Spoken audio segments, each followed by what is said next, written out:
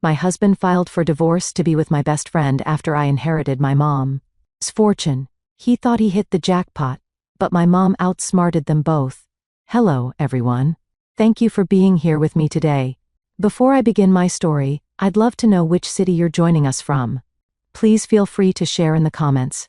Now, let me take you into this story. The steam from the roast beef was still curling up towards the kitchen, light when my entire life fractured into a million jagged pieces. I can still smell the rosemary and garlic. It's funny how tragedy anchors itself to the senses. I had spent 6 hours cooking. I was wearing the silk dress Gary used to say made me look like a movie star, and the candles were already burning low, dripping wax onto the linen tablecloth I only brought out for special occasions. It was our 15th anniversary. Well, technically it was next week, but Gary had a business trip scheduled, so we were celebrating early, or so I thought. When the front door opened, I put on my brightest smile, holding 2 glasses of the expensive Cabernet he liked. But Gary didn't smile back. He didn't even take off his coat. He just stood there in the entryway of the home we had built together, looking at me with an expression I had never seen before. It wasn't anger. It was boredom. Cold, detached, absolute boredom. He walked past me, ignoring the wine, ignoring the food, and tossed a thick manila envelope onto the dining table. It landed right next to the anniversary card I had written for him. The sound of that heavy envelope hitting the wood echoed like a gunshot in the quiet house. "I'm done, Brenda," he said, his voice flat. "I want a divorce." I stood there, the wine glasses trembling in my hands. The room seemed to tilt sideways. "What? Gary, what are you talking about?" "It's our anniversary dinner. Is this a joke?" "No joke," he said, loosening his tie as if he were just coming home from a long day at the office, and not ending a decade and a half of marriage. "I've been unhappy for a long time. We've grown apart. I can't do this pretending game anymore. I want out." "Unhappy?" I stammered, setting the glasses down before I dropped them. "Gary, 2 days ago we were talking about booking a cruise for the summer. You kissed me this morning before you left. You said you loved me." He sighed, a sound of pure irritation. "That's what people say, Brenda. Look, the paperwork is there. I've already moved my essentials into a storage unit while you were at work yesterday. I'm staying at a hotel tonight. I want this done quickly. No messy fights. Just sign the papers and we split everything down the middle." Split everything. The words hung in the air. Suddenly a cold realization washed over me. It had been exactly 8 weeks since the lawyer, Mr. Harrison, had called us into his office to read my mother's final estate summary. $2 million. That was the inheritance my mother, Eleanor, had left me. Before that day, Gary had been distant, sure. He had been spending late nights at the office, complaining about his stalled career, about how life was unfair to him. But the moment that number, 2 million, was spoken aloud, he had changed. He had become attentive again, sweet. He had started talking about our future, about our money. And now, he wanted a divorce. "This is about the money, isn't it?" I asked, my voice barely a whisper. Gary's eyes narrowed. "Don't be disgusting. This is about us not working. But yes, obviously, the assets will need to be divided. It's the law, Brenda. Community property. I've sacrificed 15 years of my life for this marriage. I deserve my fair share of the settlement." He checked his watch. He actually checked his watch while destroying my life. "I have to go. My lawyer will be in touch." He turned to leave, and that's when my phone buzzed on the counter. The screen lit up. It was a text from Pamela, my best friend of 20 years. My confidant. The woman I had cried to when my mother died. The woman who had held my hand through my miscarriages. The message read, "Hey, sweetie, are you okay? Gary just texted me and said he did it. I'm so worried about you. Call me if you need anything." I looked from the phone to Gary's back. "Pamela knows?" I asked. "You told Pamela before you told me?" Gary paused, his hand on the doorknob. He didn't turn around. "She's your best friend, Brenda. I thought she should know so she could support you." Then he walked out. The door clicked shut. I stood alone in the silence, surrounded by the smell of a cooling roast beef dinner. I felt like I couldn't breathe, like the air had been sucked out of the room. He was gone. Just like that. But something wasn't right. The way he checked his watch. The way Pamela texted instantly, almost too perfectly timed. Thank you so much for tuning in. Before I tell you what I discovered that night, something that made this pain feel like a tickle compared to the knife in my back. Please, if you're listening from your kitchen, your car, or your living room, let me know in the comments where you are joining me from. It helps me feel less alone sharing this. I walked over to the table and picked up the envelope. Divorce. The word looked so ugly on the paper. My hands were shaking so hard I could barely hold it. I looked at the text from Pamela again. I'm so worried about you. It sounded so caring. So supportive. But why did I feel a knot of nausea tightening in my stomach? I didn't know it yet, but the man I loved and the best friend I trusted were about to teach me a lesson in cruelty that would change me forever. But they forgot one thing. They forgot whose daughter I was. They forgot that my mother, Eleanor, never played a game she didn't intend to win. I sank onto the kitchen floor, the divorce papers crinkling under my hand, and let the tears come. But as I wept, my mind didn't go to the happy memories with Gary. Instead, it drifted back to Pamela. Pamela and I had been inseparable since college. We were the classic duo, the quiet, studious one that was me, and the vibrant, loud center of attention queen bee that was Pamela. For 20 years I had been her shadow. When she went through her first divorce, I let her sleep in my guest room for 3 months. I cooked her meals, I listened to her rant about how men were trash, I loaned her money she never paid back. When her second husband left her for a younger woman, I was there again, picking up the pieces. But looking back now, sitting on the cold tiles of my kitchen floor, I started to see the cracks in the mosaic of our friendship. I remembered the little digs. The way she would look at my engagement ring and say, "It's cute, Brenda." Small, but cute. The way she would sigh when Gary got a promotion years ago and say, "Must be nice to have a husband who actually works, even if he isn't exactly CEO material." There was always a hunger in Pamela. I need to have what I had, simply because I had it. I remembered my mother's funeral 6 months ago. It was a rainy, miserable day in November. I was a wreck, barely able to stand. My mother, Eleanor, had been my rock. She was a tough woman, a self-made businesswoman who had raised me alone after my father died. She had a sharp tongue and an even sharper mind. She could spot a liar from across a crowded room. And she had never, ever liked Pamela. "That woman is a vampire, Brenda," Mom used to tell me, sipping her iced tea on the porch. "She doesn't have her own light, so she sucks up yours. Watch her back with her. And keep her away from Gary. A woman like that doesn't want a husband, she wants your husband." I had dismissed it as Mom being overprotective. "You're just cynical, Mom," I'd say. "Pamela loves me. She's my sister in everything but blood." At the funeral, Pamela had made a scene. She wore a black dress that was just a little too tight, a little too short. She sobbed louder than anyone during the service, dabbing at dry eyes with a lace handkerchief. But what haunted me now, in the silence of my empty house, was a specific image from the graveside. I was standing by the coffin, placing a white rose on the wood. I turned around to find Gary. He wasn't behind me. He was standing under a large oak tree a few yards away. Pamela was there with him. She had her hand on his chest, right over his heart. She was whispering something to him, her face close to his.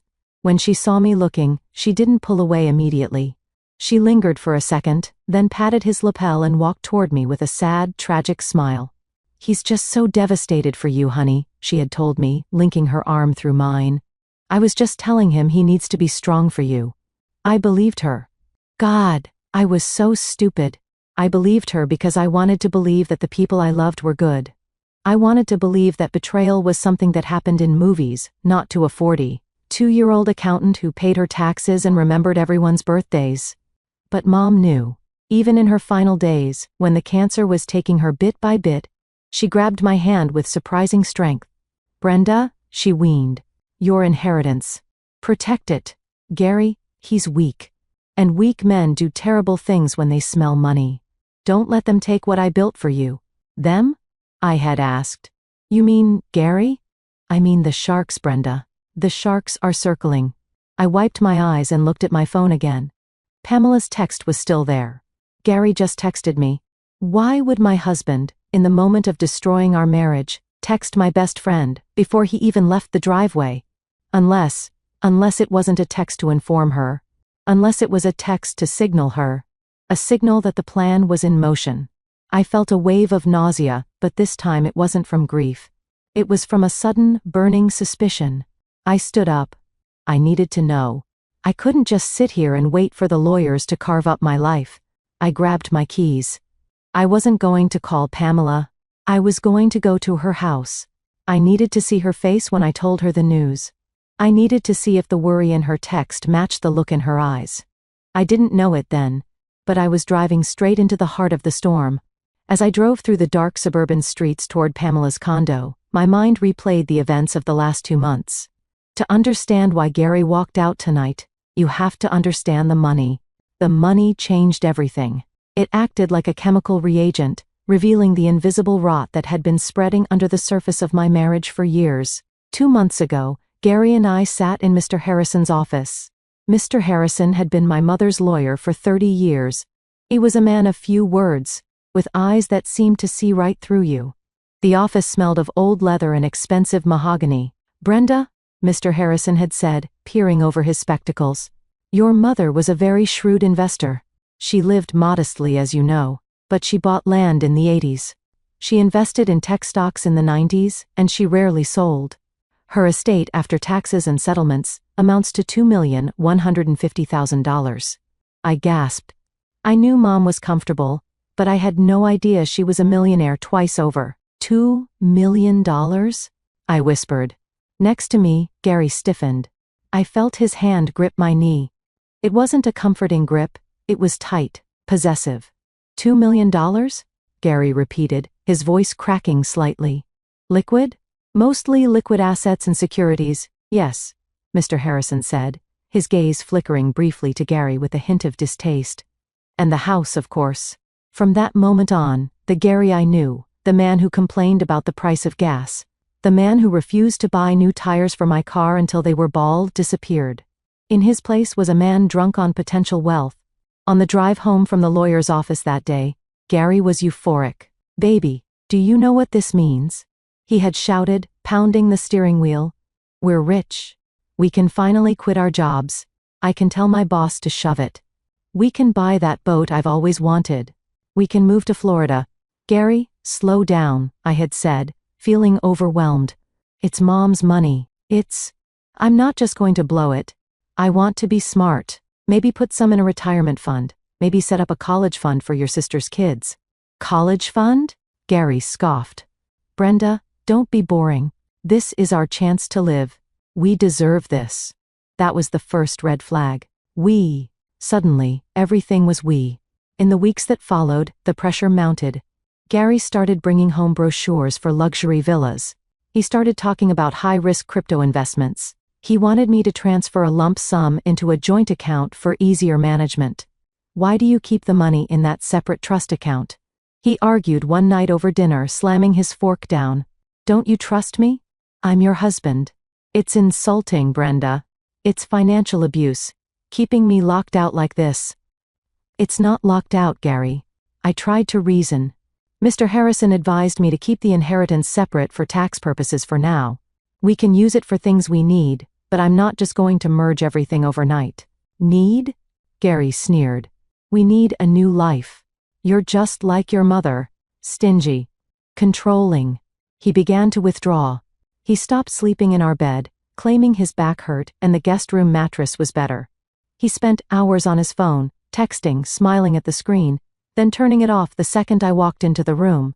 When I asked him who he was talking to, he'd say, "Just work stuff. Trying to secure a deal so I don't have to beg my wife for pocket money." I felt guilty. Can you believe that?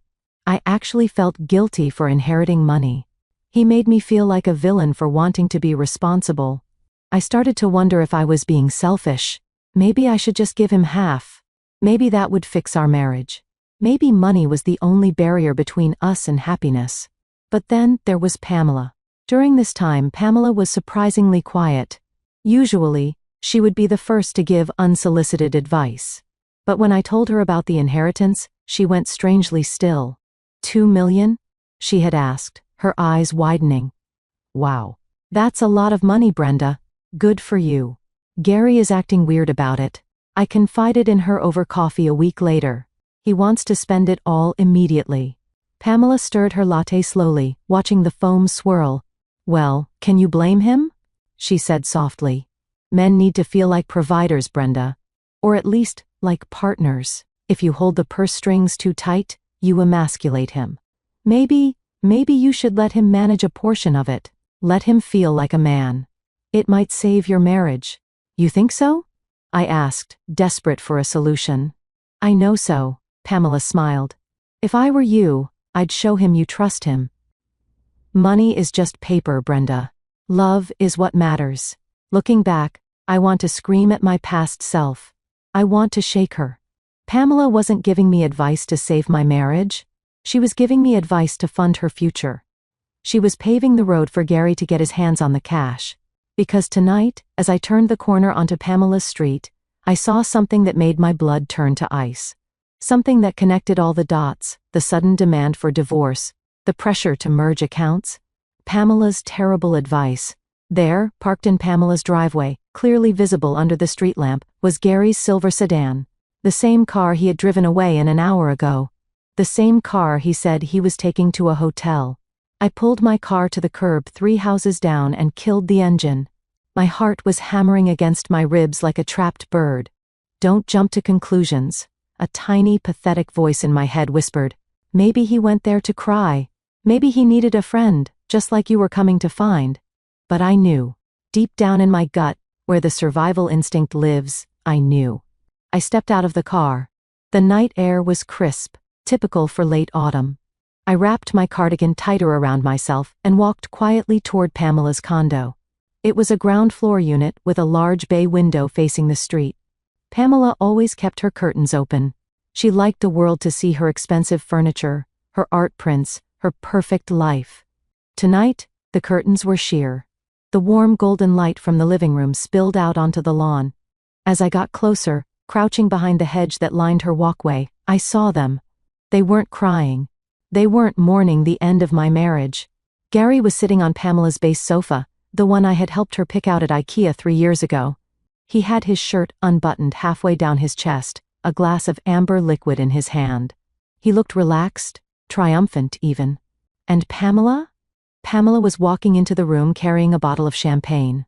She was wearing a silk robe. Not just any robe. It was the emerald green silk robe I had bought her for her birthday last year. I remembered the card I had written for the most glamorous woman I know. Love, your sister, Brenda. She sat down next to Gary, not with the distance of a friend, but with the familiarity of a lover. She curled her legs up and leaned into him. Gary laughed, a loud, booming laugh that I hadn't heard in years, and kissed her forehead. Then he kissed her nose. Then he kissed her lips. It wasn't a tentative kiss. It was deep, hungry, and practiced. I clapped a hand over my mouth to stop the scream that was clawing its way up my throat. My knees gave out, and I sank into the white grass behind the hedge. The betrayal hit me in waves. First, it was the shock. Then, the physical pain, a sharp, twisting agony in my stomach. Then, the memories. Every time Pamela had come over for dinner. Every time Gary had driven her home because it was late. Every time they had texted. All the girls' nights Pamela had canceled at the last minute. All the late meetings Gary had. They had been laughing at me. For how long? Months? Years? I forced myself to look again. I had to be sure. I had to burn this image into my retinas so I would never ever be weak enough to forgive them. Through the glass, I saw Pamela raise her champagne flute. She said something. I couldn't hear the words, but I could read her lips. She had distinct, expressive lips. To us, she mouthed. And to the money. Gary clinked his glass against hers. To the money. That was it. The final nail in the coffin of my past life. They weren't just having an affair. They were celebrating a heist. My inheritance. My mother's life savings. They were drinking a toast to my ruin. I watched as Pamela reached for a folder on the coffee table. She pulled out a brochure. I squinted. It was a brochure for a luxury housing development called Lakeside Estates. Expensive. Exclusive. She pointed to a picture, traced her finger over it, and looked at Gary with greedy, sparkling eyes. He nodded, looking like the cat that got the cream. They were already spending it. They were planning their new life, funded by my divorce settlement. They assumed, with absolute arrogance, that I would crumble. That I would sign the papers, give Gary his fair share of the community assets, which they assumed included my inheritance, and fade away into the background like I always did. I wanted to storm in there. I wanted to smash the window. I wanted to scream until the police came. I wanted to tear that green robe off her back and slap the smug look off Gary's face. But then, I heard my mother's voice in my head again. Clear as a bell. Brenda, never let them see you bleed. If you react with anger, you're just a crazy ex-wife. If you react with silence, you're a mystery. And people fear mysteries. I took a deep breath. The cold air filled my lungs, sobering me. If I went in there now, I would lose. I would give them the satisfaction of my pain. They would spin it. They would say I was hysterical. Gary would use my outburst against me in court. He would claim emotional instability. No. I wasn't going to give them a show. I pulled out my phone. My hands were shaking, but I forced them to be steady. I aimed the camera through the gap in the hedge. I zoomed in. Click. A photo of them kissing. Click. A photo of the champagne toast. Click. A photo of Gary's car in the driveway. Click. A video, just 10 seconds long, capturing their relaxed intimacy, the way she stroked his hair, the way he looked at her with a passion he had never shown me. I had the evidence. Not that it mattered for a no-fault divorce state, but it mattered to me. It proved I wasn't crazy. It proved they were monsters. I stood up slowly, brushing the dirt off my knees. I looked at the window one last time. They looked so happy, so sure of their victory. Gary thought he had hit the jackpot. He thought he was trading in a boring wife for a fun model and getting $1 million bonus to boot. Enjoy the champagne, Gary. I thought, a cold rage settling in my chest where my heart used to be. Because it's the last expensive thing you're going to taste for a very long time. I walked back to my car, not as a victim but as a witness. The crying was done. Now the accounting would begin. And if there was one thing I was good at, it was finding the discrepancies in the ledger. I drove home in silence. The house was dark when I arrived, a stark contrast to the warmth and light of Pamela's condo. I locked the door behind me and engaged the deadbolt. It was a small action, but it felt symbolic. I was locking them out. I went straight to the coffee pot. I didn't need wine. I needed caffeine. I needed to be sharp. It was 11 p.m., the night was young, and I had work to do. Gary had a home office down the hall. It was his man cave, the place where he allegedly worked on his big deals and managed the household finances. He always kept it locked, claiming he had sensitive client information. I can't risk you moving papers around and losing things, Brenda, he would say. You're too disorganized. I wasn't disorganized. I was a CPA. I organized complex tax returns for corporations. But I had let him gaslight me into believing I was incompetent in my own home. I went to the junk drawer in the kitchen. Hidden way in the back, inside a box of old birthday candles, was a spare key. I knew it was there because I had found it years ago and never told him. I had never used it, respecting his privacy, trusting him. But tonight, privacy was a luxury he had forfeited. I walked to the office door and slid the key in. It turned with a satisfying click. The room smelled of stale cigar smoke and cedar. I turned on the desk lamp. Papers were scattered everywhere. For someone who claimed I was messy, Gary lived in chaos. I sat in his leather chair, the chair I had bought him for Christmas, and started digging. I didn't know exactly what I was looking for, maybe just confirmation, maybe an explanation for why he was so desperate for money that he would blow up his life. I opened the bottom drawer. Locked. I grabbed a letter opener and jammed it into the mechanism. Wiggling it until pop, it sprang open. Flimsy lock for a man with so many secrets. Inside, buried under some old magazines, was a stack of envelopes. Red envelopes. Final notice. Past due. Collection agency. I opened the first one. It was a credit card statement for a card I didn't know existed. The balance was $45,000. Maxed out. I scanned the charges. DraftKings. FanDuel. The Lucky Dragon Casino. Online gambling. Thousands of dollars a week. I opened the next one. A personal loan from a company called Quick Cash, $30,000. Interest rate, 25%. Another one. A cryptic IOU note scribbled on a napkin. Gary, you owe Tony $50K. Due by the 1st, don't make us come to the house. My hands trembled as I tallied the numbers on a notepad. $45,000. $30,000. $50,000. Plus the mortgage on the house that I thought we were paying down extra on. I checked the bank statements on his desk. He hadn't been paying the extra principal. He had been paying the bare minimum. Total debt, over $200,000. And that was just what I could find in 10 minutes. The picture was becoming crystal clear. Gary wasn't just leaving me for Pamela because he was bored. He was leaving me because he was drowning. He needed a lifeboat, and my inheritance was the only thing big enough to save him. He had probably promised Pamela the world. That condo they were looking at? He couldn't afford the doorknob on the front door. He was banking everything, literally everything, on getting a 50% split of my mother's money. He needed that $1 million to pay off the loan sharks, clear his gambling debts, and fund the fantasy life he had sold to Pamela. If he didn't get the money, he was dead. Or at least, financially ruined. I sat back in the chair, feeling a strange mix of horror and vindication. I wasn't the problem. My looks, my personality, my boring nature, none of that was the real reason. It was math. Cold, hard math. I was an asset to be liquidated. I took photos of every document, every statement, every threat. I backed them up to the cloud. Then I put everything back exactly as I found it. I locked the drawer. I locked the door. I went to my bedroom now, and lay down. I didn't sleep. I stared at the ceiling fans spinning in the dark. They thought I was weak. They thought I was the nice Brenda who would cry for a week and then sign whatever paper they put in front of her just to make the pain stop. But they didn't know what I had found in that drawer, and they definitely didn't know what I was going to do next. Tomorrow, I had an appointment to make. Not with a therapist. Not with a marriage counselor. I was going to see Mr. Harrison. And I was going to ask him about a specific clause in my mother's will, something she had hinted at, something I had been too grief-stricken to pay attention to at the time. Gary wanted a game. Fine. I was going to play. But I wasn't playing for love anymore. I was playing for blood.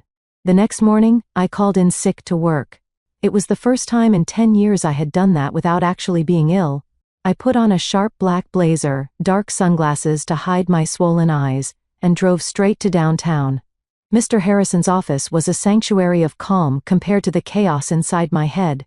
The receptionist, an older woman named Martha, who used to give me lollipops when I was a kid, looked at me with concern. "Mr. Harrison cleared his schedule for you, Brenda," she said softly. "Go right in." Mr. Harrison was standing by the window, looking out at the city skyline. When I entered, he turned and gave me a sad smile. He didn't offer a platitude. He just pointed to the chair. "Gary filed the papers this morning," he said. "His lawyer sent a digital copy 10 minutes ago." "That was fast," I said, my voice steady. "He wants half, doesn't he?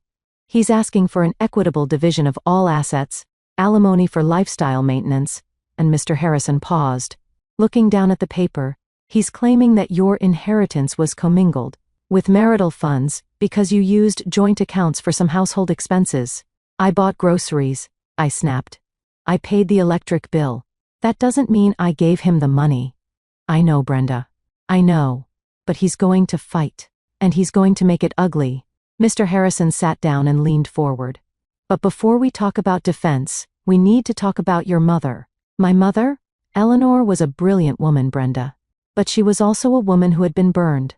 Your father, well, you were too young to remember, but he wasn't always kind with money. Your mother learned the hard way." He opened a thick file on his desk. It was the original copy of my mother's will. When Eleanor drafted this will 3 years ago, she came to me with very specific concerns. She told me, "Arthur, Gary is a man with hollow eyes. He's always looking for the next shiny thing. And that friend of Brenda's, Pamela? She's a snake in the grass." Tears pricked my eyes. Mom had seen it all. Even back then. Your mother insisted on inserting a clause. We call it a poison pill in the corporate world, but in estate law, it's a conditional bequest. I tried to explain it to you the day we read the will, but you were distraught, and Gary was interrupting. I remembered that day. Gary kept asking about transfer times and tax implications. I hadn't been listening to the fine print. What does the clause say? I asked. Mr. Harrison turned the document toward me and pointed to a paragraph highlighted in yellow. Article 4, Section C, the Fidelity Clause. Read it, he urged. I read aloud, the entirety of the estate, totaling $2.1 million, shall be held in a blind trust. The beneficiary, Brenda Miller, shall have access to the interest generated by the trust for the duration of her marriage to Gary Miller. However, the principal sum shall remain locked. Wait, I said, confused. So, I can't touch the money? Keep reading, Mr. Harrison said. In the event that the marriage between Brenda Miller and Gary Miller is dissolved, the distribution of the trust depends on the nature of the dissolution. If the divorce is filed due to proven infidelity, adultery, on the part of Gary Miller, the blind trust shall be immediately dissolved and 100% of the principal and interest shall be transferred to Brenda Miller as her sole and separate property, untouchable by any marital settlement claims. My breath caught in my throat. However, I continued reading. If Brenda Miller voluntarily shares any portion of this inheritance with Gary Miller prior to a divorce, or if she fails to provide proof of infidelity, the trust shall remain locked for a period of 10 years. And here is the kicker, Mr. Harrison said, tapping the bottom of the page. If Gary Miller attempts to claim any portion of this inheritance through legal action, while proven to be in an adulterous relationship, the entire estate shall be immediately liquidated and donated to the Happy Tales Animal Rescue Charity, leaving both parties with zero. I stared at the lawyer. Mom said a trap. She built a fortress, Mr. Harrison corrected. She knew that if Gary loved you, the money would stay in the trust and support you both slowly. But if he was greedy, and if he was cheating, she wanted to make sure he couldn't touch a dime. And she wanted to make sure you had the leverage to walk away clean. So, I said, my mind racing, if I divorce him now and prove he's cheating, I get everything. And he gets nothing. Correct. But there's a catch. We need irrefutable proof, not just suspicion. We need court-admissible evidence. And he paused. We need him to commit. We need him to pursue the money aggressively. If he backs down, the clause is harder to trigger. We need him to walk right into the trap. I thought about the photos on my phone. The video of them kissing. The debt collection letters. I have proof, I said. I saw them last night. I have pictures. Mr. Harrison nodded impressively. Good. But don't show your hand yet. If Gary knows about this clause, he might try to stay married just to spite you, or he might try to manipulate the situation. He needs to think he's winning. He needs to think you are weak, scared, and ready to settle. He already thinks that, I said bitterly. Excellent, Mr. Harrison smiled, a shark-like smile that made me glad he was on my side. Then we let him think it. We let him dig his own grave. We dragged this out just long enough for him to get desperate. You said he has debts? Over 200 grand. Perfect. Desperate men make mistakes. We are going to let him believe he's about to get $1 million check. We'll let him spend money he doesn't have. And then when he's fully committed, we snap the trap. I sat back, feeling a surge of power. For the first time since Gary walked out, I didn't feel like a victim. I felt like Eleanor's daughter. So, what do? I asked. You go home, Mr. Harrison said. You answer his calls. You cry. You beg him to come back. And then, reluctantly, you agree to his terms. You play the role of the heartbroken wife who just wants to make him happy one last time. I can do that, I said. Can you? He asked seriously. It will be hard, Brenda. He will be cruel. Pamela will be fake. You have to swallow your pride. I thought of Pamela in that green robe. I thought of Gary's boredom. Mr. Harrison, I said, standing up and smoothing my blazer. For $2 million and the look on their faces? I can win an Oscar. The performance of my life began the moment I walked out of that office. I sat in my car and took a few deep breaths, summoning every ounce of sadness I had felt the night before. Then, I dialed Gary's number. He answered on the second ring. What? His voice was impatient. Gary, I said, letting my voice crack and tremble. First, I saw the email from your lawyer. Please, do we really have to do this? Can't we go to counseling? I heard a sigh on the other end. Brenda, stop. It's over. Don't make this harder than it needs to be. Did you read the terms? I did, I sniffled. It's so much money, Gary. Half? Is that really fair? Fair? He exploded. I gave you the best years of my life. I supported you when your mother was sick. Yes, it's fair. Look, if you sign the agreement by the end of the week, I won't go after the house. You can keep the house. I just want my share of the liquid assets. He didn't want the house because he couldn't sell it fast enough to pay his bookie. He needed cash. Okay, I whispered. Okay, Gary. I just want this to be peaceful. If giving you the money means you'll be happy, then okay. Good, he said, his tone instantly softening. That's sensible, Brenda. You're doing the right thing. I'll have my lawyer draw up the final settlement. We can meet next week to sign. Okay, I said. I love you, Gary. Yeah, he said. And hung up. Step 1 complete. He thought I was rolling over. Step 2 was harder. I had to face Pamela. 2 days later she texted me, "Honey, I haven't heard from you. I'm so worried. Let's grab lunch." My treat.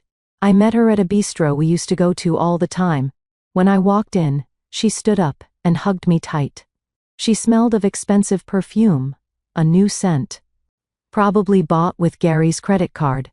"Oh, sweetie, look at you," she cued, pulling back to inspect my face.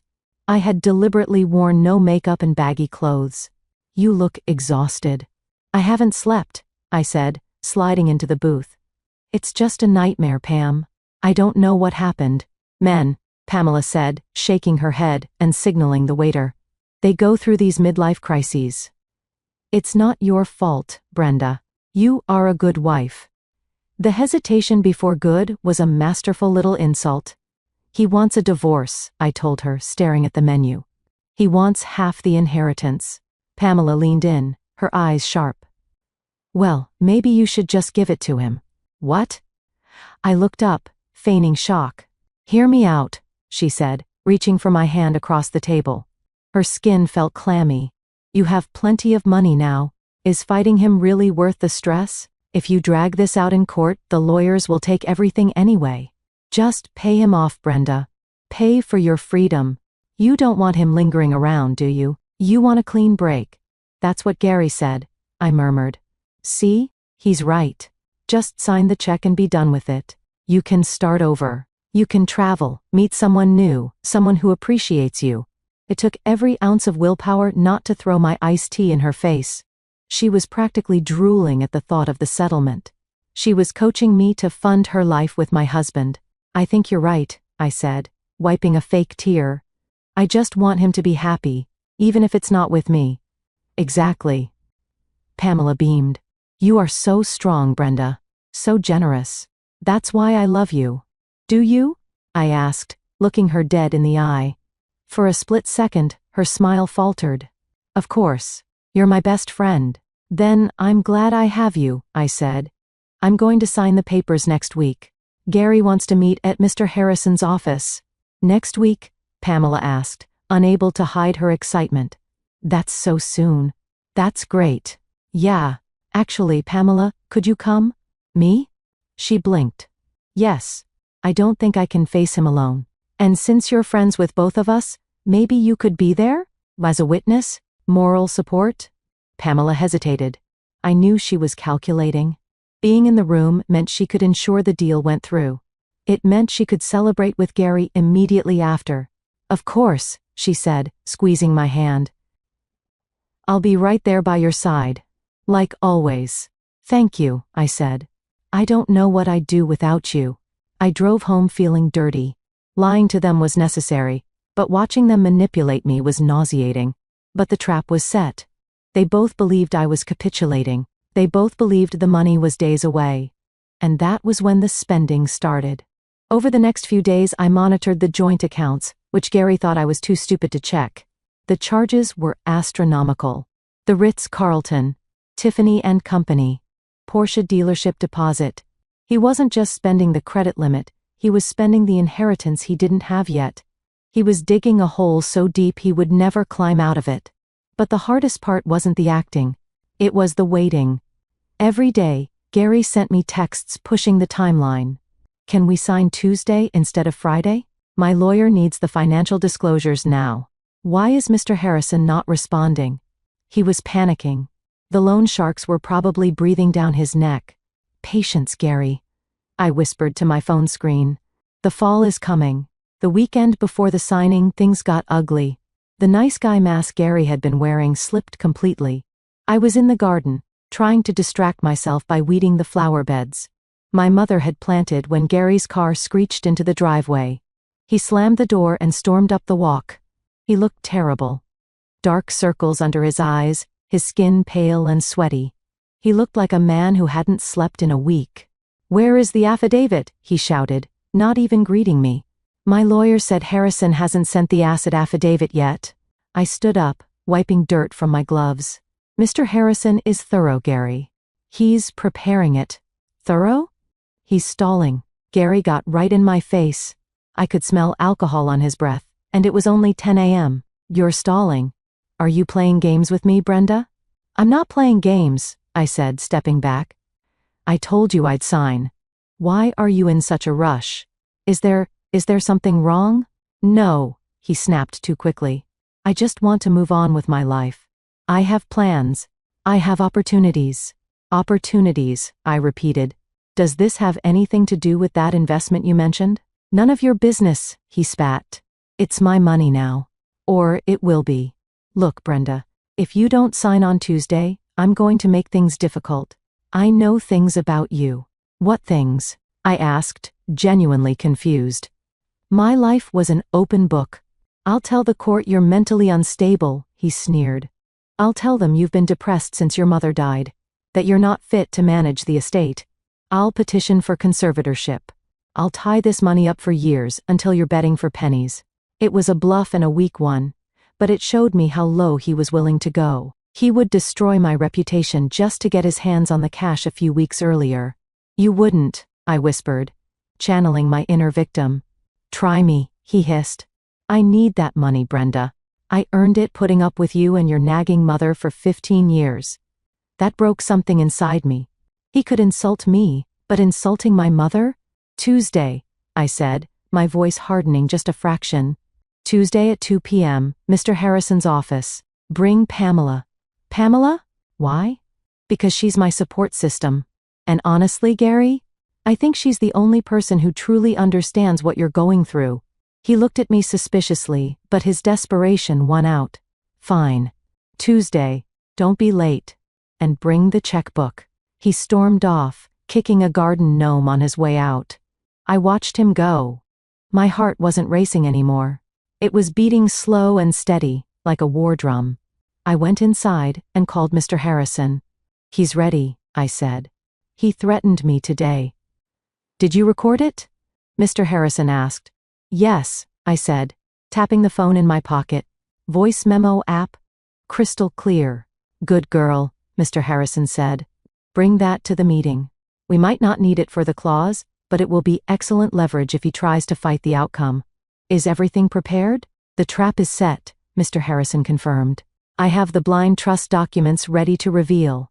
I have the evidence she sent me, the photos, the debt letters, the credit card statements, all printed and mounted on presentation boards." "Presentation boards?" I asked. "If we're going to do this, Brenda, we're going to do it with style. We're going to give them a show they will never forget." I hung up and looked around my empty house. It felt different now. It didn't feel like a mausoleum of a failed marriage. It felt like a fortress. My fortress. I spent the rest of Sunday preparing myself. I went to the salon and got my hair done, not the sensible bob Gary liked, but a sleek, sharp cut. I bought a new dress, red, the color of power, the color of blood. I was done being the victim. I was done being the shadow. Tuesday morning arrived with a gray, ominous sky. It was perfect. I drove to the law office, my folder of evidence on the passenger seat. I thought about Pamela and Gary, probably texting each other right now, Gary, with anticipation, thinking about the millions they were about to steal. They were walking into a lion's den thinking they were the hunters. They had no idea that the lioness had been awake the whole time. And the best part? My mother had left me the key to the cage. Monday morning. The day before the big meeting. The sky was a bruised purple, heavy with unshed rain, matching the roiling anxiety in my stomach. I wasn't anxious about losing Gary. That ship had sailed, caught fire and sunk. I was anxious about the precision of the execution. A trap only works if the spring is tight. I met the private investigator, a man named Mr. Vance, at a diner 3 towns over. Mr. Harrison had recommended him. He's expensive, Harrison had said, but he's a ghost. He'll get you things you didn't know existed. Mr. Vance didn't look like a ghost. He looked like a retired high school football coach, thick neck, kind eyes, wearing a windbreaker. He slid a heavy binder across the formica table right next to my untouched pancakes. "You're not going to like this, Mrs. Miller," he said gently. "It's worse than you thought." I opened the binder. The first page was a summary of financials. My accountant brain latched onto the numbers immediately. "He's been funneling money to her for 3 years, Vance said, pointing to a highlighted column. "See these withdrawals? Consulting fees paid to a shell company called PM Designs. That's Pamela." I stared at the dates. 3 years. 3 years ago, I was working double shifts during tax season so we could afford to renovate the kitchen. Gary had told me business was slow. He had told me we needed to tighten our belts.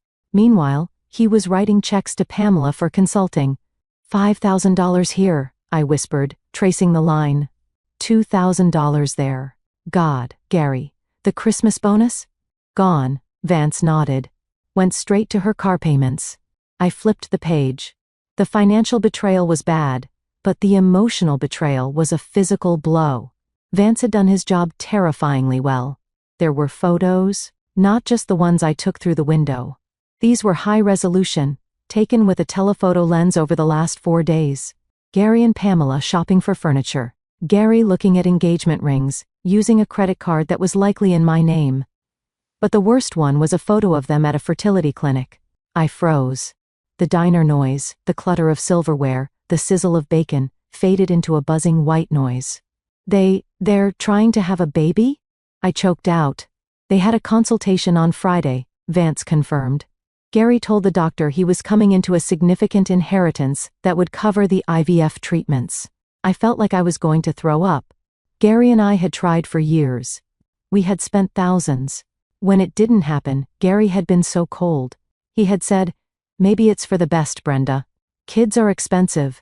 He had made me feel like my body was broken, like I was defective. And now? Now he was planning a family with my best friend, using my mother's money to pay for it. I closed the binder with a snap. My hands were shaking, but not from sadness. This was pure, unadulterated rage. It was a cold fire that cleared my head completely. "Is this enough?" I asked Vance. "For the clause? Mrs. Miller, this is a slam dunk," Vance said. "I have them on video staying overnight at her place 3 nights in a row. I have the financial trail proving he's spending marital assets on a mistress. I have audio from a restaurant where they discuss waiting for your mother to die." I looked up sharply. "What?" "Track 4 on the USB drive," Vance said, his face grim. "Recorded 2 months before your mother passed. They were at an Italian place. Gary says, well, you should listen to it yourself." I didn't wait. I plugged the drive into my laptop right there in the diner. I put on my headphones. Static. Then the clinking of glasses. Gary's voice, "The old hag is holding on, Pam. It's taking forever." Pamela's laugh, that tinkling fake laugh I used to love. "Just be patient, baby. Cancer works fast. Once she's gone, Brenda will be a mess. She'll sign whatever you put in front of her. And then, Cabo or Paris. Gary, Paris. Definitely Paris. I'm so sick of looking at her sad face. I need an upgrade." I took the headphones off. I placed them neatly on the table. The old hag. That's what he called my mother. The woman who paid for his car when it broke down. The woman who let us live in her basement for a year when Gary got laid off. "Thank you, Mr. Vance," I said, my voice steady. I pulled out my checkbook. "Add a 20% bonus to your fee." "You sure you're okay to drive?" Vance asked, looking concerned. "I'm fantastic," I said.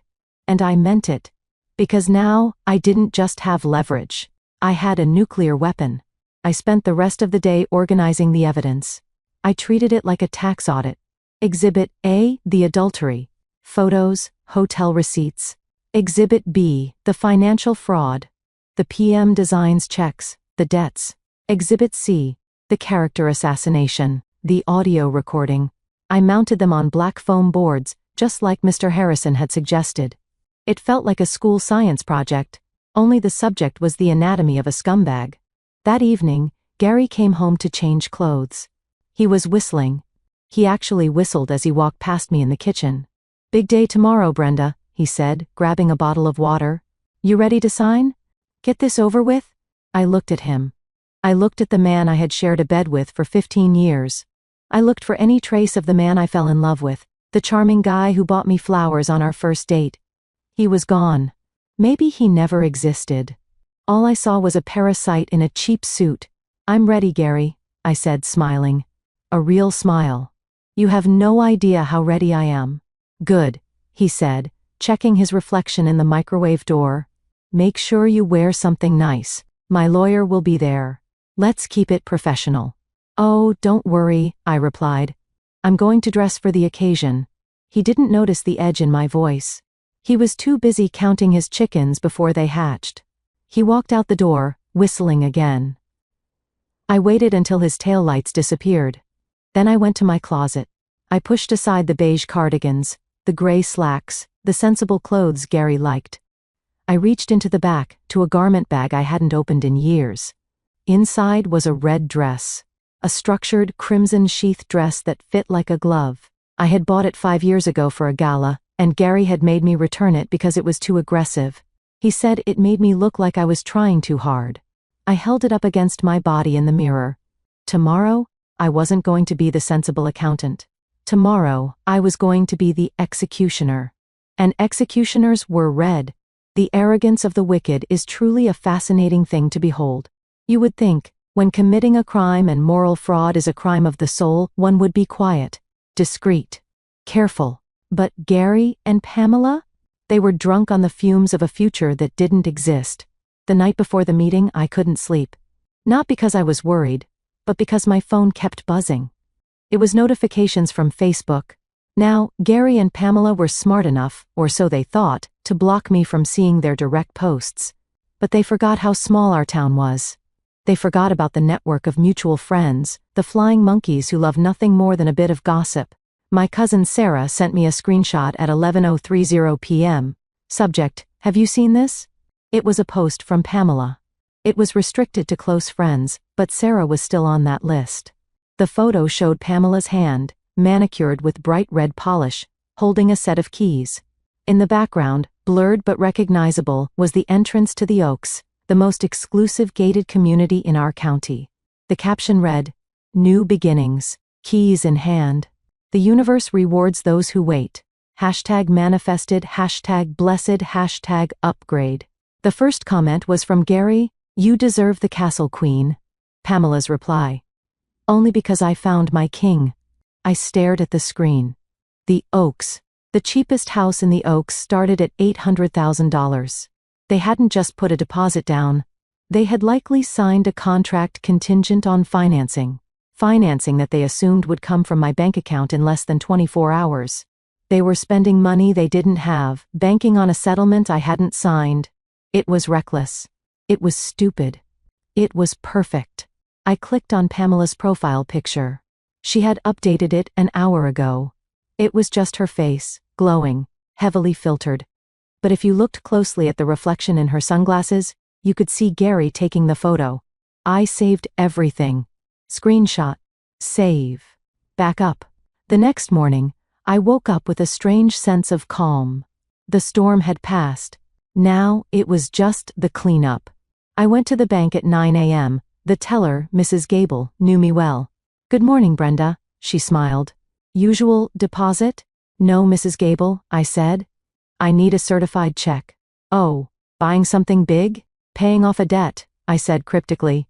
"Actually, I need 2 checks. One for $10. And one, well, just the one for now. I withdrew $10. A single, crisp, $10 bill. I put it in an envelope. That was going to be Gary's settlement. As I walked out of the bank, I ran into Linda, a woman from my book club. Linda was one of Pamela's minions. She was the type of woman who fed on drama like a vampire feeds on blood. "Brenda," she called out, rushing over, her eyes scanning my face for signs of a breakdown. "Oh my God, honey," I heard. "Gary told Bob, who told me divorce. Is it true?" "It is," I said, keeping my face impassive. "Oh, you poor thing," Linda cooed, placing a hand on my arm. "And with the inheritance and everything, it must be so overwhelming. Pamela is just heartbroken for you. She told me she's been crying for days." I almost laughed. Crying all the way to the bank, I thought. "Pamela is a true friend," I said, laying the trap. "She's actually coming to the settlement meeting today. To support me?" Linda's eyes widened. "Really? Wow. That's brave of her. You know, facing Gary after what he's putting you through." "Yes," I said. "She's very brave. Listen, Linda, I have to run. Big day." "Good luck, sweetie," Linda called out. "Don't let him take everything." I got into my car and checked the time. 12 p.m. The meeting was at 2 p.m. I received a text from Gary, "Don't be late. And don't bring drama. Let's get this signed and over with." I typed back, "I'll be there." With bells on. I drove to a scenic overlook near the river. I needed a moment of silence. I sat on the hood of my car and looked at the water. I thought about my mother. I thought about the sacrifices she made. She scrimped on clothes.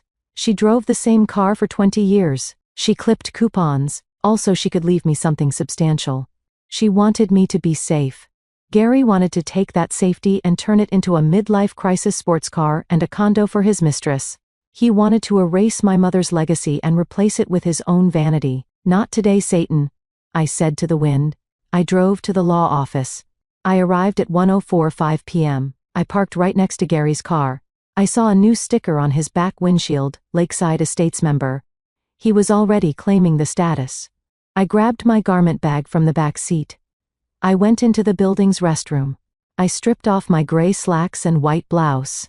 I stepped into the red dress. It fit perfectly. It hugged my curves, making me stand taller. I applied a coat of dark crimson lipstick. I put on my heels, 4 inches, sharp enough to puncture a tire. I looked in the mirror. The tired, sad Brenda was gone. The woman staring back at me was fierce. She was dangerous. I walked out of the restroom, the heels clicking rhythmically on the marble floor. Click-clack, click-clack, the sound of impending doom. I reached the door to the conference room. I could hear voices inside. Gary's booming laugh. Pamela's giggle. "I'm telling you, babe," Gary was saying. "Once the check clears, we book the flight. First class. I can't wait to see the look on her face when she realizes we're together," Pamela laughed. "She's so dense." I put my hand on the door handle. "Dense, am I?" I pushed the door open. It swung wide with a heavy whoosh. The laughter inside stopped instantly. "Sorry I'm late," I said, my voice ringing clear and strong. Traffic was a bitch, just like some people I know. The silence in the conference room was absolute. It wasn't the silence of a library. It was the silence of a bomb squad watching a wire get cut. Gary sat at the head of the table, or he had been sitting there until I walked in. Now he was half standing, his mouth slightly open. He was wearing his closer suit, the navy blue one he wore when he thought he was going to see a big deal. Next to him sat Pamela. She wasn't wearing the supportive friend outfit I expected. She was wearing a white suit. White. Like a bride. The audacity took my breath away for a split second. But they weren't looking at my face. They were looking at the dress. The red dress. "Brenda?" Gary blinked, as if he wasn't sure it was me. "What? What are you wearing?" "I dressed for the occasion, Gary," I said, walking past him to take the seat next to Mr. Harrison. I didn't look at him. I looked at Mr. Harrison, who gave me a barely perceptible nod of approval. "You look different," Pamela said, her voice tight. She pulled her blazer tighter around herself, suddenly seeming smaller. "Divorce looks good on me, don't you think?" I flashed a smile that didn't reach my eyes. I sat down and placed my large black portfolio on the table. I didn't open it yet.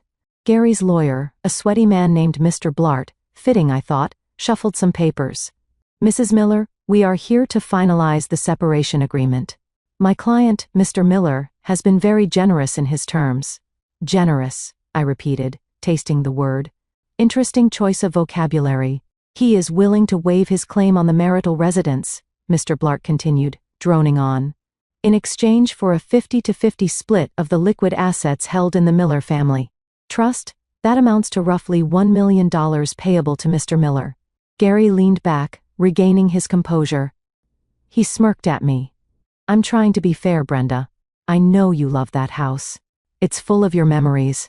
I just want the cash so I can start fresh. Start fresh, I said. With Pamela, the air left the room again. Pamela choked on her water. Excuse me? Oh, drop the act, I said, bored. I know you're sleeping together. I know you're planning to buy a house in the Oaks. I know about the fertility clinic. Gary turned a shade of purple I had never seen before.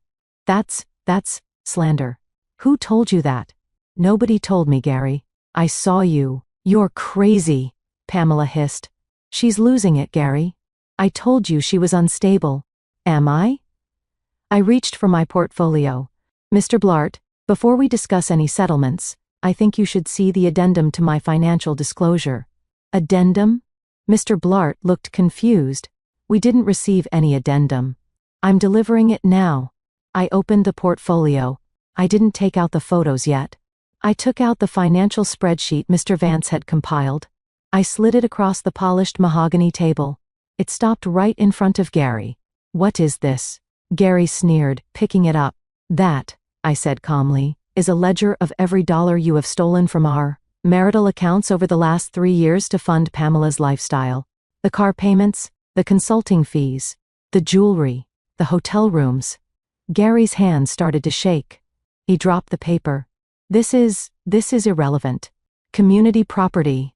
I can spend money how I want. Actually, Mr. Harrison spoke up for the first time. His voice like gravel, misappropriation of marital funds for the purpose of an extramarital affair is considered waste under state law. We will be deducting every single cent of that $150,000 from your share of any settlement. Fine. Gary slammed his hand on the table. Deduct it. Take the $150 grand off the million. I still walk away with $850,000. I don't care. Just sign the damn paper, Brenda. He was desperate. He didn't care about the shame. He just wanted the check. You seem very eager, Gary, I said. Is it because of the debts? I pulled out the next sheet. The red letter notices. The gambling debts. The loan shark notes. I laid them out like tarot cards. The star, DraftKings. The tower, quick cash. Death, Tony the loan shark. Pamela leaned over to look. Her eyes widened. Gary, what is this? $200,000? Shut up, Pam, Gary snapped. He was sweating profusely now. It's handled. It's all handled once the check clears. He promised you a castle, didn't he, Pamela? I asked softly. But he's buying it with a mortgage he can't afford on a deposit he borrowed. From criminals banking on money that hasn't been transferred. It will be transferred, Gary shouted, standing up. Right now. Sign the paper, Brenda. Or I swear to God, I will drag you through court for years. I will bleed that trust dry with legal fees. Sit down, Mr. Miller, Mr. Harrison barked. The authority in his voice made Gary drop back into his chair. You want to talk about the trust? Mr. Harrison asked, adjusting his glasses. Let's talk about the trust. I looked at Gary. I looked at Pamela. They were both terrified, but they were still holding on to hope. They thought this was just negotiation. They thought I was just trying to lower the payout. They had no idea the guillotine was already falling. Gary, I said, locking eyes with him, you filed for divorce on the grounds of irreconcilable differences, correct? Yes, he grunted. And you are admitting, right here, in front of witnesses, that you are in a relationship with Pamela? I'm not admitting anything, he muttered. Oh, come on, I laughed. It was a cold, sharp sound. We're past that. I have the photos, Gary. I have the video. I have the audio of you calling my mother an old hag. Gary flinched. Pamela looked away. Okay, fine, Gary yelled.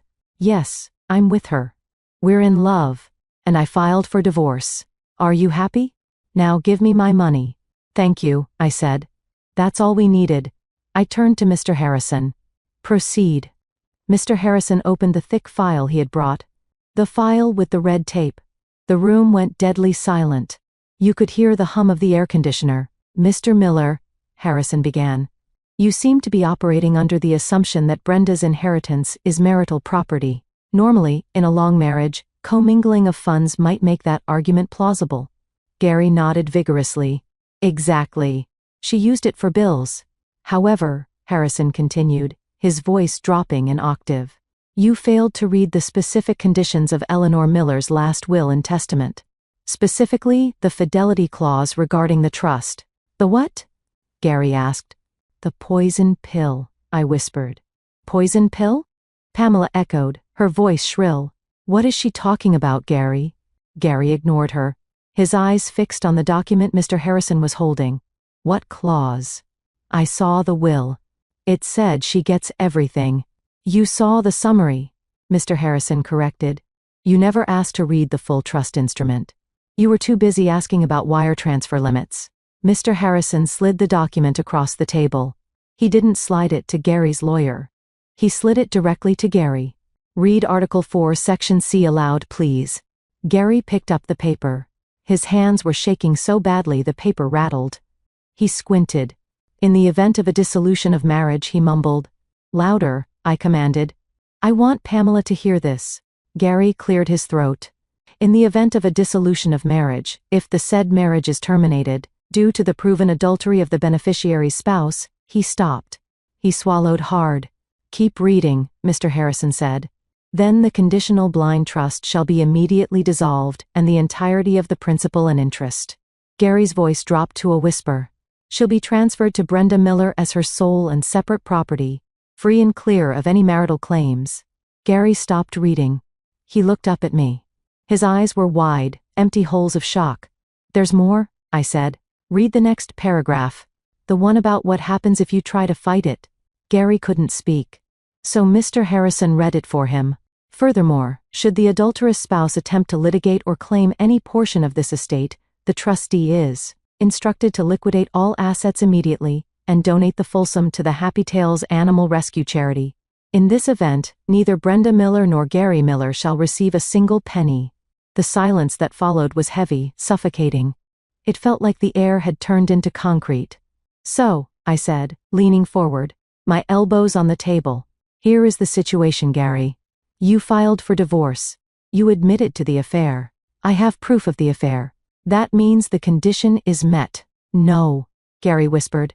No, that's not legal. It is ironclad, Mr. Harrison said. I wrote it myself, and I defended it in court 3 times. You filed the papers, Mr. Miller. You triggered the clause. By your own action, you have disqualified yourself from receiving any part of the inheritance. Gary looked at his lawyer. Do something. Say something. Mr. Blart was wiping sweat off his forehead with a handkerchief. First, I need to review the case law, but if this trust structure is valid, Mr. Miller, you might have a problem.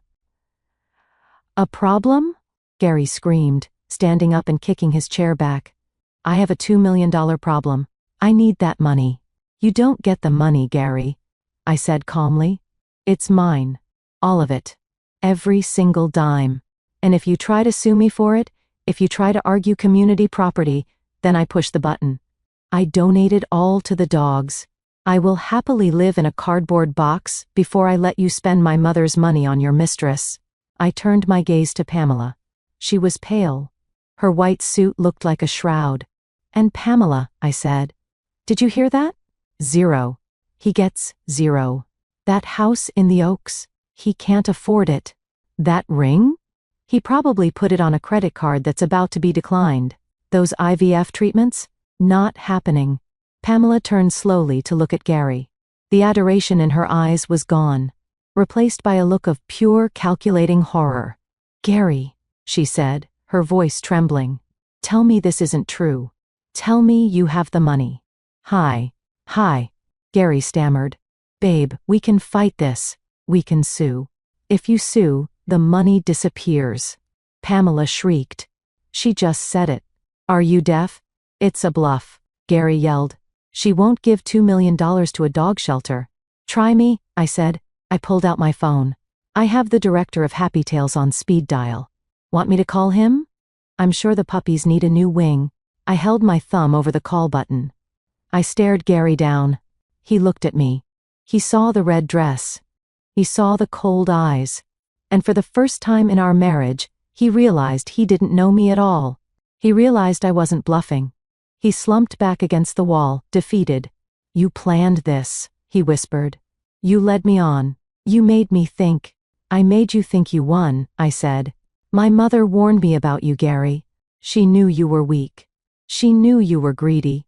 She set the trap. I just put out the cheese. You bitch, he spat. That's rich bitch to you, I corrected. I stood up and closed my portfolio. So, here are your options, Gary. Option A. You sign the waiver right now, admitting to the affair and waiving all claims to the inheritance. We finalize the divorce today. You walk away with your debt and your mistress. Option B. You fight me. I donate the money. I see you for the $150,000 you stole. I press charges for fraud. And I drag this out until you are living in a refrigerator box under the bridge. I paused. Tick-tock, Gary. The loan sharks aren't known for their patience. Gary looked at Pamela. He was pleading with his eyes. Help me. But Pamela wasn't looking at him. She was looking at her phone, probably checking if she could get a refund on the deposit for the house. Sign it, Pamela said coldly. Gary blinked. What? Sign the waiver, Gary, Pamela snapped. If you fight her, we get nothing and you get sued. If you sign, maybe we can figure something out. Figure something out? Gary laughed hysterically. I owe Tony 50 grand by Friday. I don't have a job. I don't have a house. Not my problem, Pamela muttered, standing up and gathering her purse. Not your problem? Gary's face twisted in rage. You spent half the money. The car is yours. The jewelry is yours. Gifts, Pamela said, smoothing her skirt. Those were gifts. You can't take back gifts. And there it was. The sharks were turning on each other. The room descended into chaos and I stood in the eye of the storm, watching. It was beautiful in a grotesque way. Gifts? Gary roared, lunging toward Pamela. Mr. Blard had to step in, putting a chubby arm between them. I stole from my wife for you. I ruined my life for you. You told me we were partners. I thought you were a man, Gary. Pamela screamed back, her classy facade completely shattering. I thought you had money. You lied to me. You said the inheritance was a sure thing. You pushed me to file? Gary yelled. You said do it now. Do it before she changes her mind. This is your fault. Excuse me, Mr. Harrison interrupted, his voice cutting through the noise like a knife. While this domestic dispute is fascinating, my client pays by the hour. Mr. Miller, are you going to sign the waiver or should I call the charity? Gary looked wild. He looked from Pamela to me, then to the document. He was cornered. He was broke. And he knew he was beaten. He snatched the pen from the table. He didn't look at me. He scribbled his signature on the waiver so hard he tore the paper. There, he shoved it at Mr. Harrison. Take it. I hope you choke on it. Acknowledged, Mr. Harrison said, stabbing the document. The divorce will be final within 24 hours.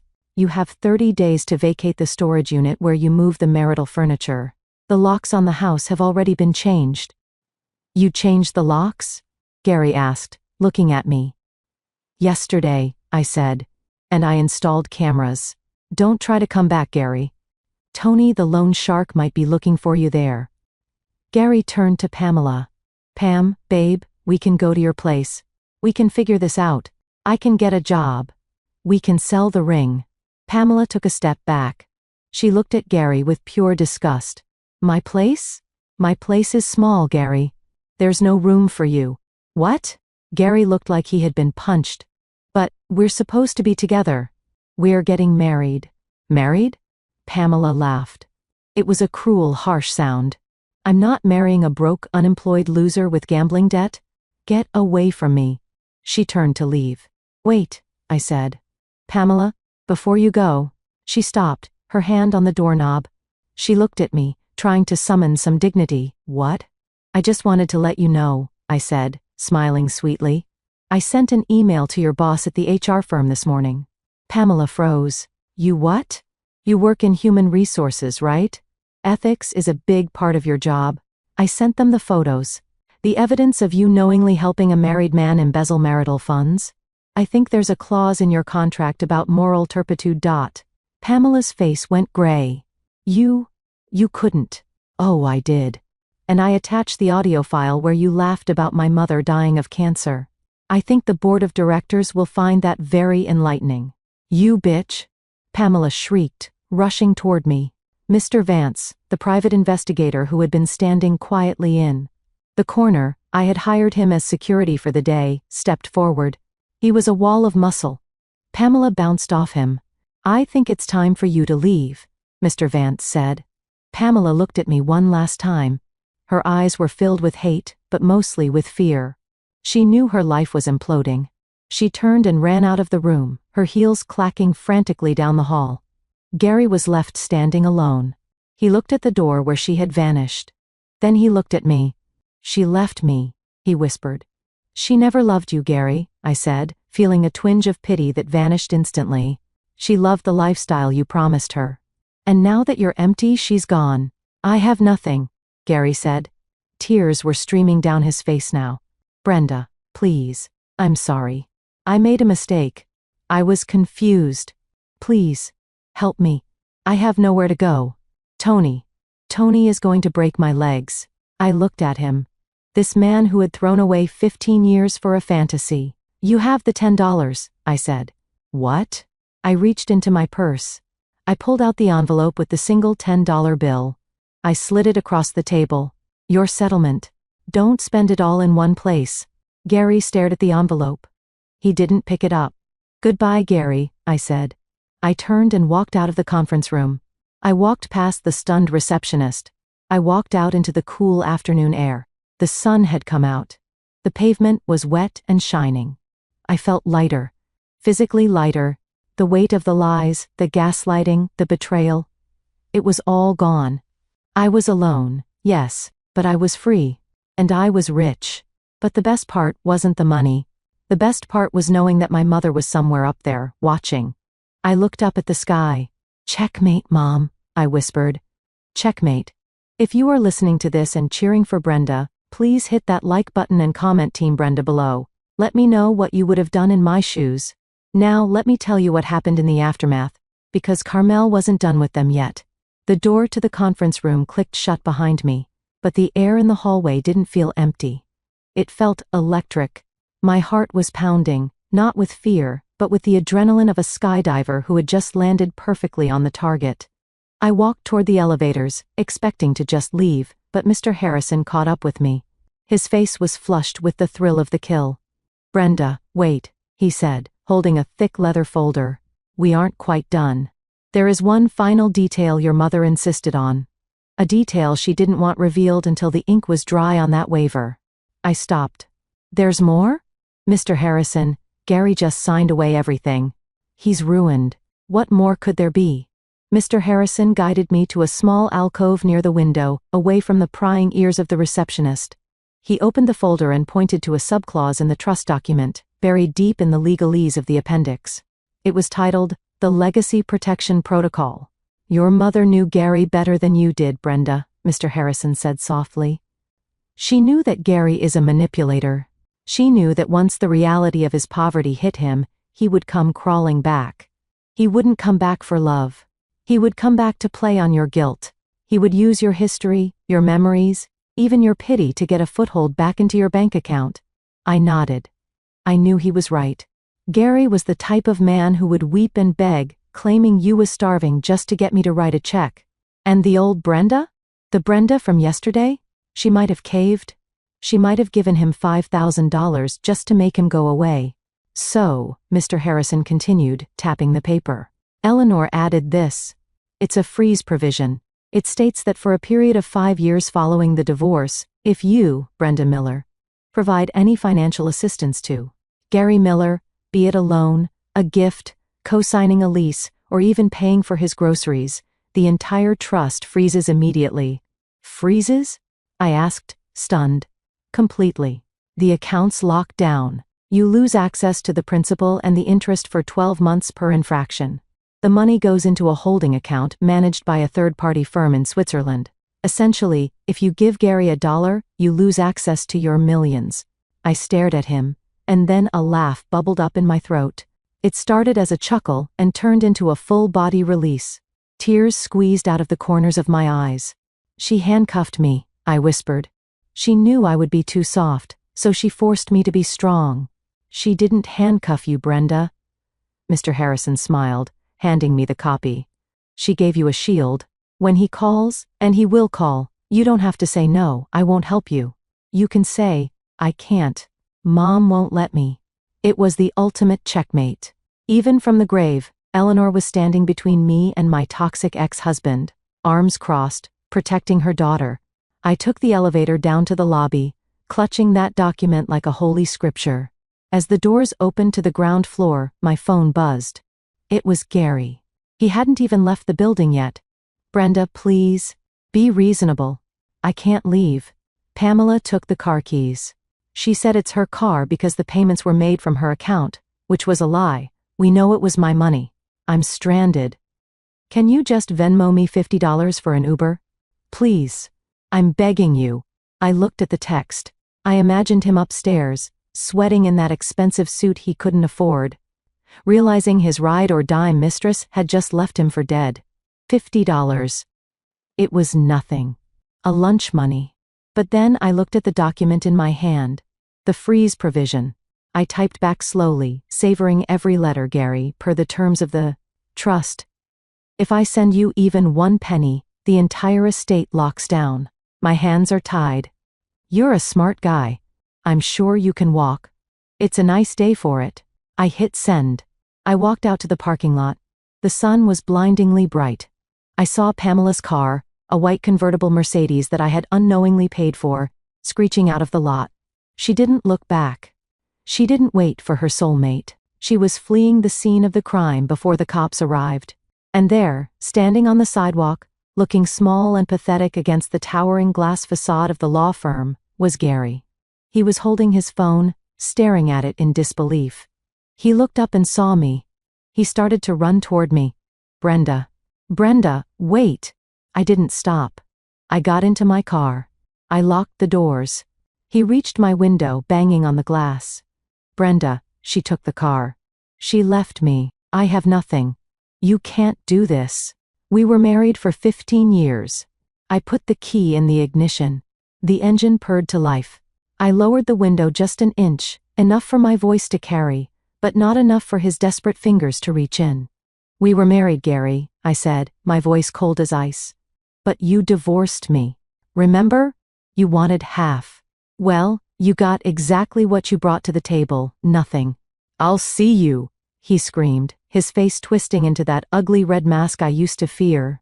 I'll tell everyone you tricked me. Go ahead, I said. Tell them. Tell them how you cheated on your wife, stole her money, planned a life with her best friend, and got outsmarted by a dead woman. I'm sure it's a great story. I rolled up the window. I put the car in drive. And as I pulled away, watching him shrink in my rearview mirror, a tiny, waving figure in a suit that no longer fit his reality, I felt the last tether snap. I wasn't just free. I was untouchable. They say revenge is a dish best served cold, but let me tell you, watching the immediate implosion of 2 narcissists is a dish best served hot with a side of popcorn. I didn't have to wait long for the dog show to begin. In fact, it started before I even got home. I stopped at a red light about 3 blocks from the law office. To my right was a gas station, and there, screaming at each other near the air pumps, were Pamela and Gary. Apparently, Gary had run after her car and caught her at the light. He was clinging to the door handle of the white Mercedes. I pulled into the parking lot of the pharmacy across the street, lowered my sunglasses and watched. I wasn't proud of it, but I deserved this front row seat. Open the door, Pam. Gary was screaming. People were starting to stare. I paid for this car.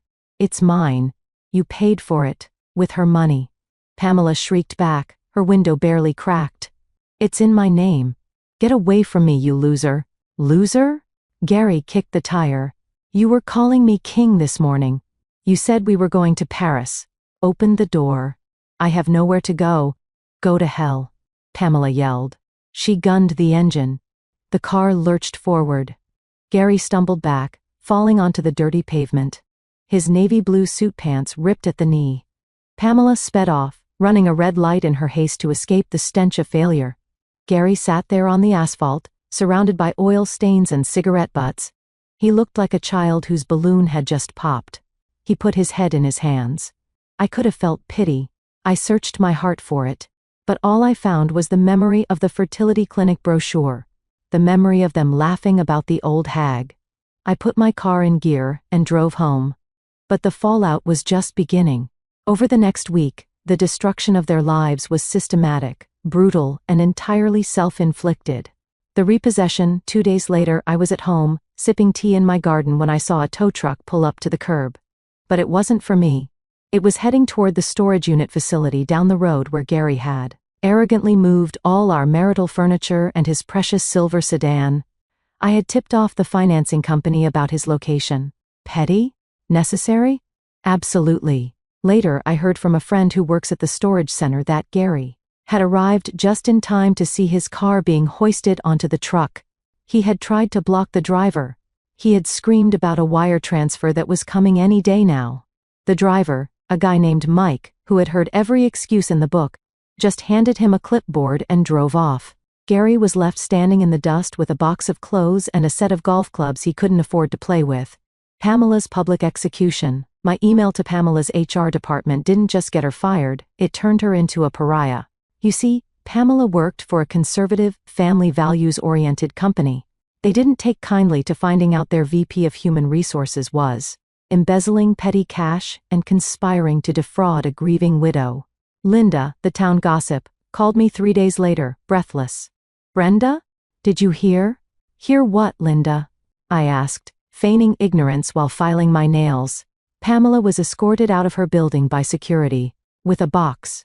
And get this, Jane from accounting told me they found thousands of dollars in unauthorized expenses.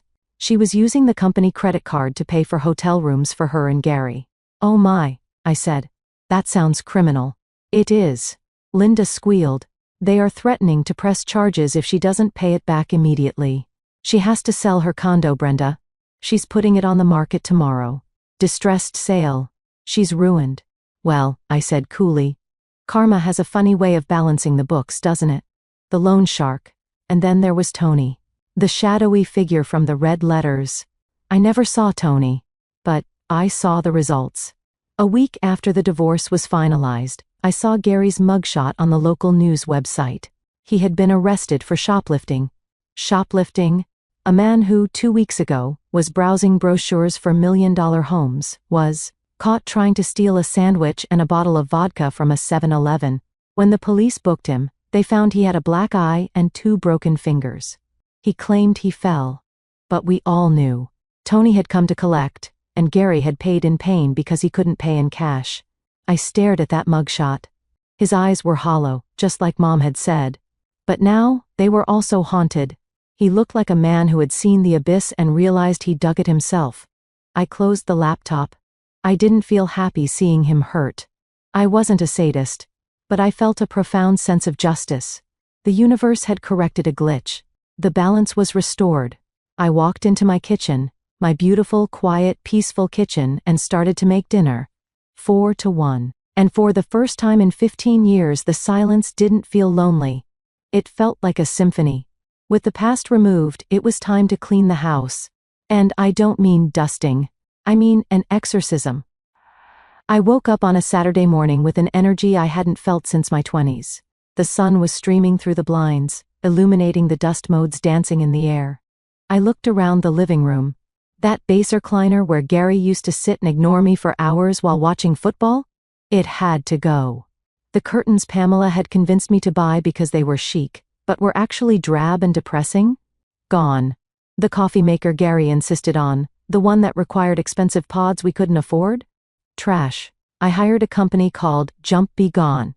Two massive guys showed up with a truck. "What goes, lady?" the lead guy asked. "Everything that doesn't bring me joy," I said, channeling Marie Kondo with a vengeance. We started in the bedroom. The mattress? Gone. I wasn't sleeping on the ghost of a failed marriage. The nightstand on his side? Gone. His clothes that he left behind? "Wait," I said to the movers. "Don't take the clothes yet." I took Gary's suits, the cheap ones he thought made him look rich, and I carried them to the backyard. I had a fire pit. It was a chilly morning, perfect for a bonfire. I didn't burn them all, that would be bad for the environment, but I burned one tie. The ugly yellow one he wore the day he told me I was boring. Watching that synthetic fabric curl and melt was therapeutic. It smelled like burning plastic and liberation. Then I went to the man cave. This room had been forbidden territory for years.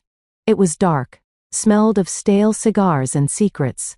"Clear it out," I told the movers. Down to the studs. They hauled out the heavy desk where he had hidden his gambling debts. They hauled out the leather chair where he had plotted with Pamela. They hauled out the mini fridge. When the room was empty, I stood in the center of it. It echoed. It was just a square box of drywall and carpet. It wasn't scary anymore. It was a blank canvas. "Paint," I whispered. "I need paint." I drove to the hardware store. I didn't go to the one where Gary was now working. Thank God he was at a store 2 towns over. I bought gallons of paint. "What color?" the clerk asked. "Sunshine yellow," I said. "And ocean blue." I spent the next 3 days painting. I blasted music, Motown, Aretha Franklin, loud soulful music that Gary hated. I sang into the paint roller. I danced in my old t-shirt covered in speckles of yellow and blue. I transformed the man cave into a library. My library. I bought floor-to-ceiling bookshelves. I bought a velvet chaise lounge in a deep, rich teal. I bought a rug that felt like walking on clouds. I filled the shelves with the books I had kept in boxes because Gary said they cluttered up the place. Jane Austen, Stephen King, memoirs, poetry. I put a framed photo of my mother on the central shelf, right where she could see everything. "This is better, isn't it, Mom?" I asked her. The room felt warm. It felt like me. But the physical purge was only half the battle. I needed to purge the digital ghosts too. I sat down at my new desk with a glass of Pinot Grigio. I opened my laptop.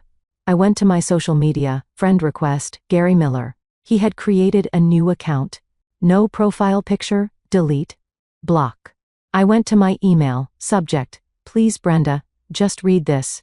From Gary Miller 1980 at gmail.com, delete, block." Then I opened the folder labeled The Evidence, the photos of the affair, the audio recordings, the financial spreadsheets. I hovered my mouse over the delete button. Should I keep them? Just in case? No.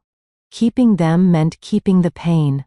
Keeping them meant letting them live rent-free in my hard drive. I dragged the folder to the trash. I emptied the trash.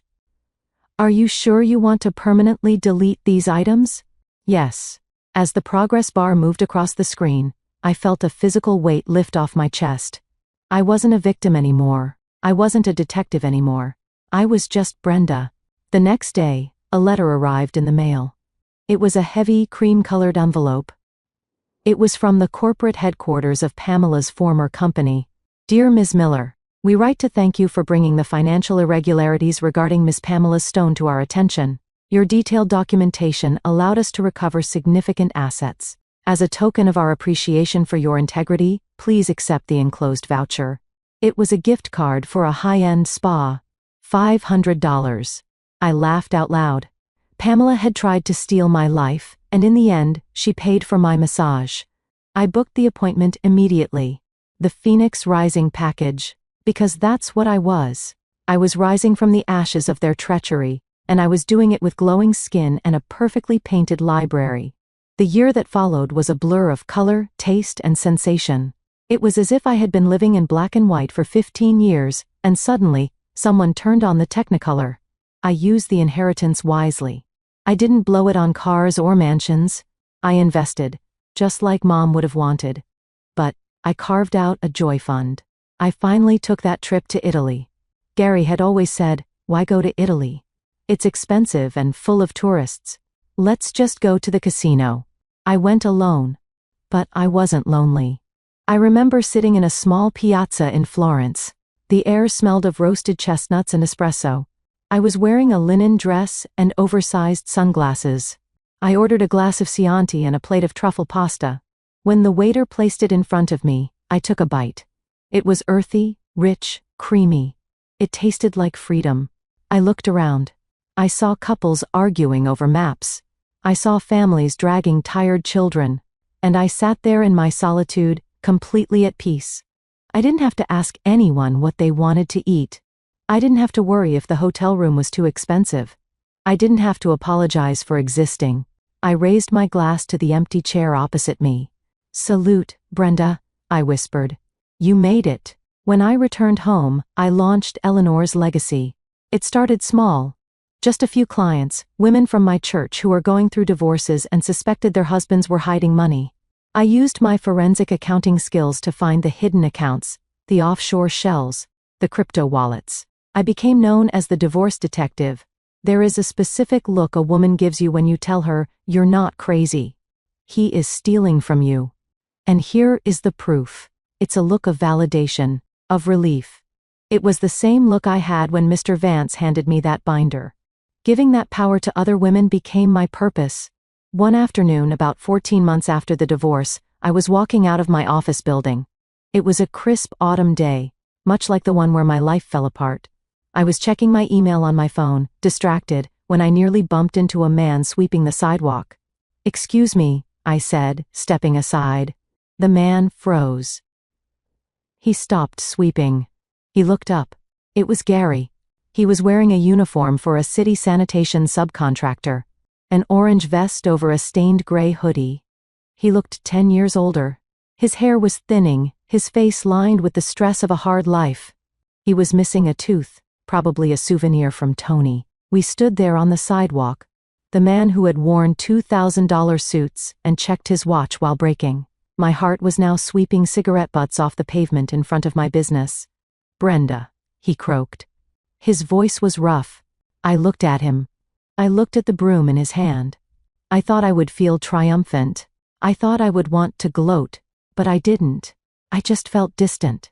Like I was looking at a stranger I used to know in a past life. "Hello, Gary," I said politely. He swallowed hard. He looked at my designer bag. He looked at the sign above the door, Eleanor's Legacy Financial Consulting. You look good," he said. "You look happy." "I am?" I said simply. "I'm working my way back up," he said, trying to stand a little straighter, clutching the broom like a lifeline. "It's honest work. I'm paying off my debts. Slowly." "That's good, Gary. I'm glad to hear it." He hesitated. "Pamela, she contacted me last week. She wanted to know if I wanted to get a drink. She's living in a trailer park now. And?" "I told her to lose my number," Gary said, a shadow of his old pride flickering in his eyes. "I may be broke, Brenda, but I'm not stupid anymore. She cost me the best thing I ever had." He looked at me with puppy dog eyes. He was fishing. He was hoping for a crumb. A smile. A "maybe we can get coffee."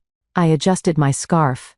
"Well," I said, "it sounds like you learned a valuable lesson. It was an expensive tuition, Gary. I hope it was worth it." "Brenda." He took a step forward. "I have a meeting." I cut him off. "Good luck with the sweeping, Gary. You missed a spot over there." I pointed to a wrapper on the ground, stepped around him, and walked to my car. I didn't look back. I checked my reflection in the rearview mirror. I wasn't the sad, discarded wife anymore. I was the protagonist. And the protagonist doesn't look back at the extras. Yesterday, I drove out to the cemetery. It was the 2nd anniversary of Mom's passing. The cemetery is beautiful this time of year. The maples are turning fire red and gold, dropping leaves like confetti over the quiet stones. I walked to Mom's grave. It's a simple stone, gray granite, Eleanor Miller, beloved mother. Sharp mind, fierce heart. I laid a blanket down on the grass and sat cross-legged. I brought 2 cups of coffee from her favorite diner. One for me, one for the stone.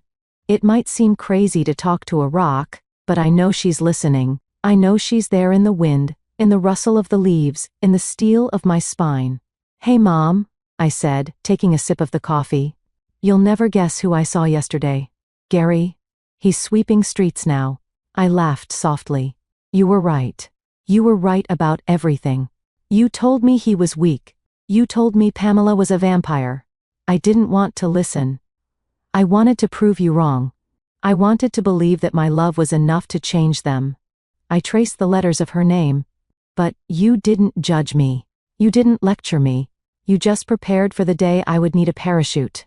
You owe that safety net with your own hands, with every dollar you saved, with every smart investment you made. I reached into my bag and pulled out the latest financial report for Eleanor's legacy. We helped 50 women this year, Mom. 50 women who were being lied to, cheated on, and stolen from. We got them their settlements. We got them their dignity back. I'm doing it in your name. The wind picked up, swirling the leaves around me. I felt a sudden wave of emotion, not sadness, but gratitude so deep it ached. Thank you, I whispered, tears hot on my cheeks. Thank you for the poison pill. Thank you for the freeze clause. Thank you for teaching me that being alone is better than being with someone who makes you feel lonely. I thought about the last 2 years. The pain of the betrayal was like a forest fire. It burned everything down. It was terrifying. It was destructive. But forest fires are also natural. They clear out the dead wood. They clear out the rot. They make room for new growth. And looking at my life now, the growth is lush. It is green. It is vibrant. I have friends who love me for me, not for what I can do for them. I have a business that matters. I have a home that is my sanctuary. And I have myself. I stood up and brushed the grass off my pants. I poured the second cup of coffee onto the earth over her grave. Drink up, Mom. You earned it. As I walked back to my car, I saw a young woman sitting by a fresh grave a few rows over. She was crying. She looked devastated, lost, terrified. She looked exactly like I did 2 years ago. I stopped. I walked over to her. Excuse me, I said softly. She looked up, startled. Yes. I reached into my purse and pulled out my business card. Eleanor's legacy. I don't know what you're going through, I said, but if you ever feel like you're drowning, call me. You're stronger than you think. The woman took the card. She looked at it, then up at me. A tiny spark of hope flickered in her eyes. Thank you, she whispered. I smiled. Don't thank me. Thank Eleanor. I got into my car, my sensible, reliable luxury SUV that I paid cash for, and drove out of the cemetery gates. My husband filed for divorce to be with my best friend. He thought he hit the jackpot. He thought he won. But he forgot the most important rule of gambling: the house always wins. And my mother? She was the house. Thank you so much for journeying with me through this storm. If Brenda's victory gave you chills, or if you have an Eleanor in your life who protects you, please hit that like button right now. It helps so much. And I want to know, what was your favorite part of Brenda's revenge? Was it the red dress? The 10 settlement? Or Gary sweeping the streets? Let me know in the comments below with the hashtag Team Eleanor. Don't forget to subscribe for more stories.